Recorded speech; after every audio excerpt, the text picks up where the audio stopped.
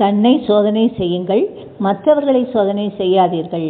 ஒரு முறை பாபா சொன்னார், நான் சொல்கிறேன், தன்னை சோதனை செய்யுங்கள், ஸ்ரீதர்ஷன சக்கரதாரி ஆகுங்கள், மற்றவர்களை பற்றி சிந்திக்காதீர்கள் என்று சொல்கிறேன்.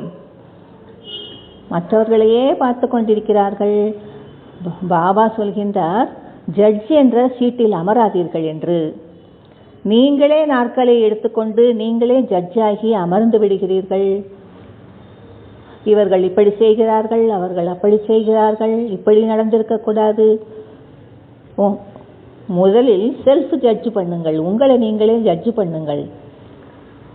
பாபா யாருக்குமே ஜட்ஜினுடைய ஆசனத்தை கொடுக்கவில்லை, நீதிபதியின் நாற்காலியை யாருக்கும் பாபா கொடுக்கவில்லை. தன்னை சோதனை பண்ணுங்கள். பாபா கூறுகின்றார், பரதர்ஷன் செய்யாதீர்கள். பரதர்ஷன் செய்தாலே வீணான சிந்தனை ஓடும். யார் மற்றவர்களை பார்க்கிறார்களோ அவர்களுக்கு வீண் சிந்தனை ஓடும். பிறகு சரீரத்தில் தாக்கத்தை ஏற்படுத்தும். வீணான சிந்தனை செய்பவர்களுக்கு சரீரத்தில் தாக்கம் ஏற்படுத்தும். அவருடைய மனமும் கூட பலவீனமாகிவிடும். ஆகவே செல்ஃப் ஜட்ஜ் பண்ணுங்கள், மற்றவர்களை ஜட்ஜ் பண்ணாதீர்கள். பாபா ஒரு முறை கூறியிருந்தார், 3 விஷயங்களை கட் பண்ணுங்கள், ஒரு விஷயத்தில் இருங்கள். 3 விஷயங்களை கட் பண்ணுங்கள். அந்த 3 எது தெரியுமா? பரச்சிந்தனை, பரதர்ஷன் மற்றவர்களை பார்ப்பது, பரமத்து மற்றவர்கள் வழிப்படி நடப்பது. இந்த 3ஐயும் கட் பண்ணி விடுங்கள். ஒரு விஷயத்தில் இருங்கள்.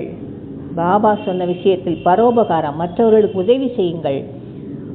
இந்த 3 விஷயங்களை கட் பண்ணிவிட்டு பரோபகாரம் என்ற விஷயத்தில் இருந்தீர்கள் என்றால் நீங்கள் பாசித்தானராகி விடுவீர்கள். இந்த 3 விஷயங்களில் ஒன்று கூட குறை கட் பண்ணவில்லை என்றால் எப்படி பாசித்தானராக முடியும்?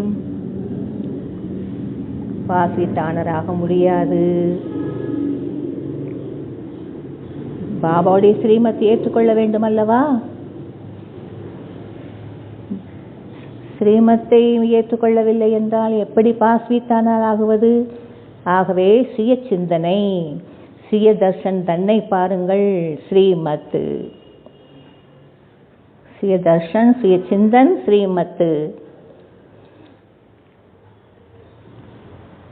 நம்முடைய ஸ்டேஜ் கூட அப்படி இருக்கும். பாபா ஸ்ரீமத்தை ஏற்றுக்கொண்டால் நம்முடைய ஸ்டேஜ் கூட நிலையாக இருக்கும்.